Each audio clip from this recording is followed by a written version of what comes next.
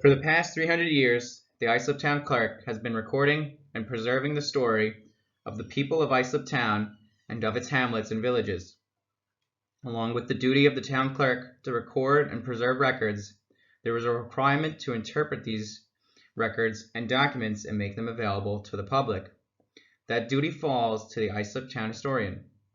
This series of short PowerPoint videos will examine documents, records, and artifacts in the Islip Town Historic Collection and discuss their impact on the history of this town and of its people. In this program, we will look at the documents that will give us a glimpse into the beginnings of public education in the town of Islip. Due to the rural and rather isolated nature of the town, the development of schools was a slow process. It would take until well into the middle of the 19th century until what we know as today's system emerges. During colonial and early federal periods, most education in the town of Islip was done at home with the Bible as the text to teach reading and writing. If the family had the means, there were private tutors and boarding schools in New York City and Brooklyn. In his 1798 letter, town supervisor Conklin wrote about what public education did exist in town. There are 5 small houses built for schoolhouses in this town, but the schoolmasters are commonly hired by the quarter of the year, and schools not kept in either of them the whole of the year from the 1st of March 1796 to the 1st of March 1797. There were 12 masters had been employed in teaching schools in this town, and the number of the days instructed were 11,814.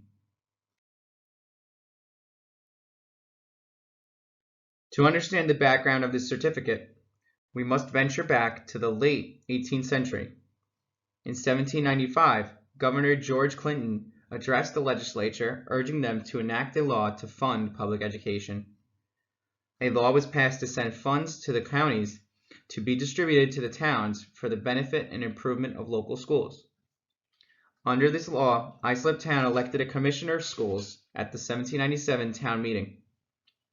The 1799 town minutes recorded that the commissioners of schools and collector are ordered to pay the monies collected in the town for the use of schools in the years 1797 and 1798 into the hands of the town treasurer. For the next few years, the use of the funds or Islip Town's participation in the various education laws is unclear. We do know that schools were established in areas that are now Bayshore, Islip, Sayville, West Sayville, East Islip, Great River, and Bayport were established before 1820. A doctoral thesis written by Dr. Patrick Curran on the history of public education in the town of Islip details the history of education in the town, and it is a valuable resource for anyone researching both Islip Town history and the development of education here. His description of the early days of the Islip Hamlet School District, which was designated as District Number 2 in the Islip Town Common Schools, is typical of the early days of public education. The Islip Hamlet School District had the same boundaries as the Gibbs Patent. The first schoolhouse in District 2 was built in 1808. This building was built of rough sawn boards harvested from the local woods. These boards had the bark left on, not clear, but filled with knots, and the wood was still green. The size of the building was dictated by the sizes of the trees available. One of the problems caused by the rough, sawn green wood was that as the wood dried, the knots would fall out, and in hot weather, sap dripped down on the students. There were no windows, the ceiling was low, and in cold weather, heat was provided by a fireplace. Scrap slabs from the sawmill provided seats for the students. There were no desks, but shelves were built around 3 sides of the room for students to work on. State law required that students were taught the 3 R's: reading, writing, and arithmetic. And while the early schools mostly stuck to that, Dr. Curran noted that in 1825, the Islip School also had classes in navigation and geography. Discipline at these early schools was strict, and even minor infractions were met with corporal punishments. The building at Islip had an additional potential punishment due to its low ceiling, as the teacher could and did hoist recalcitrant students into the rafters to make them an example. The pay of teachers in the 19th century was not great, and many teachers had other jobs to make ends meet. We know that some served as postmasters, others filled various part-time positions, and some even were elected and appointed to fill public office. All the districts, including District 2, grew with increased population, so new, enlarged buildings would be built.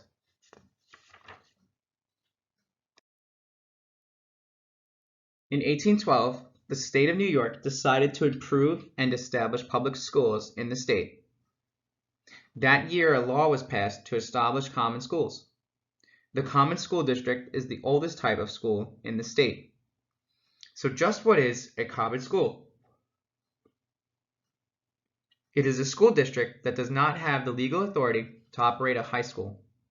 By establishing a common school district, the residents were then required to ensure that they had contracted with a way for all resident students to get a secondary education by designating a high school in a neighboring district or districts where students could attend.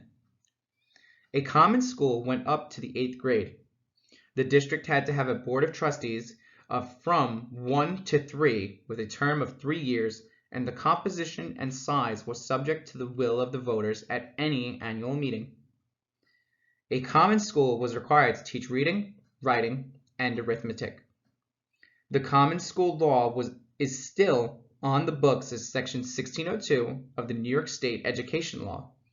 In 1865, when Islip Hamlet, District 2, had 200 students, they formed a union-free school district. What is a union-free school district? In 1853, the legislature established union-free school districts, which are districts resulting from a union of 2 or more common school districts, free from the restrictions that previously barred them from operating high schools. Now, while the law said that it was a union of 2 or more, that is not what happened in many districts, though Connecticut School District is an example of this.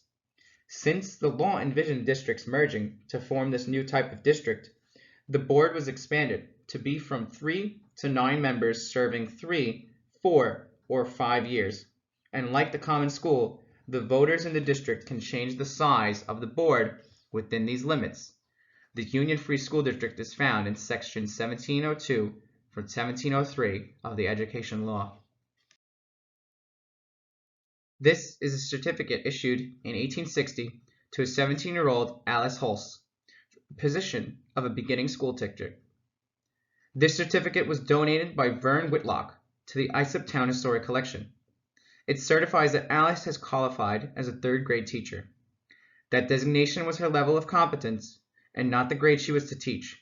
In other words, a beginning teacher.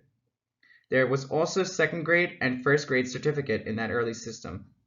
We also have to remember that grades were not as meaningful as today, as often there was only one room in the schoolhouse and all grades levels studied together.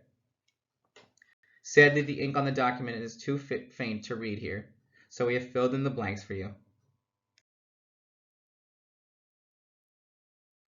One of the teachers who served in the Islip Hamlet district, Harry Brewster, later became the first Islip Town Superintendent of Schools, and was one of the driving forces behind the formation of the Islip Town Teachers Association. Other towns also formed associations, and by the middle of the 19th century, they merged into a county-wide association in an effort to improve schools that was called the Suffolk County Teachers Association.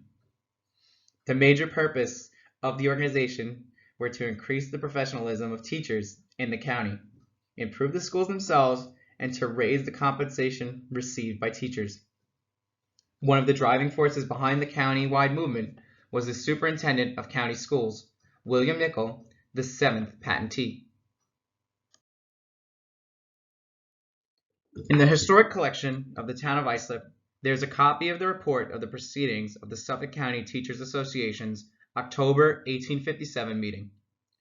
This report gives us a window into the state of education just before Alice Hulse started teaching. The report contains many names well known in the 19th century Suffolk County, including William Nicol, who was part of the Committee on Resolutions. During the 3 days that they met, each meeting was opened with prayer from a local pastor. One of the first items of business was to have the members report on the state of education in their respective districts. The record reported some of the reports were very favorable, but most of the teachers complained of the irregular attendance of scholars and want of interest in parents, which greatly retarded the progress of education. Various presentations were made, as well as in music and recitations. One of the main presentations was made by Mr. Henry T. Funnell, who demonstrated a method for teaching reading on the word method and elementary sounds. Other subjects presented and discussed were female education, corporal punishment, music in schools, mental arithmetic, and teaching proportion. There was also discussion that at the next meeting, penmanship should be one of the main focuses. Several resolutions were agreed to be the attendees and published as part of the report. The attendees at the 1857 meeting passed the following resolutions: that penmanship is very much neglected, and there was a need to build more zealous and abiding interest in the subject. That there should be a teachers' institute to train teachers with second or third grade certificates and all new teachers. That it is important to increase interest in schools and influence people to support education and advance the salaries of teachers, and that the attendance at the proposed institute be paid, and that should be a question brought before the inhabitants of all the districts at the next annual meeting. Also resolved was that while we look upon the schoolhouses of this county as unworthy of their name and object, we would earnestly recommend to the inhabitants of the county and patrons of the common schools the propriety of building new houses upon an improved plan and method, securing without the control of the teacher that most important of all necessities, good, regular, and continued ventilation. That schools acknowledge the importance of God in the life of students and the school. We as mentors and guides for the young advocate the reading a portion of the scriptures by the teacher and the repetition of the Lord's Prayer by the teacher and pupils as a uniform method of opening the exercises of the school. That we deprecate the plan of introducing into our common schools and very great variety of studies. We would yet recommend that the history of our own country be made a textbook and used not as reading book material, but as an exercise for recitation. This was the state of education in Islip Town in Suffolk County in the mid-19th century, when 17-year-old Alice Holst started her teaching career. It was a time of change, but also much remains the same. This examination of the background of Alice's certificate is only a brief look at early education in Islip Town, and anyone interested in this part of town's history, the doctoral thesis written by Dr. Curran, which is available online, is highly recommended.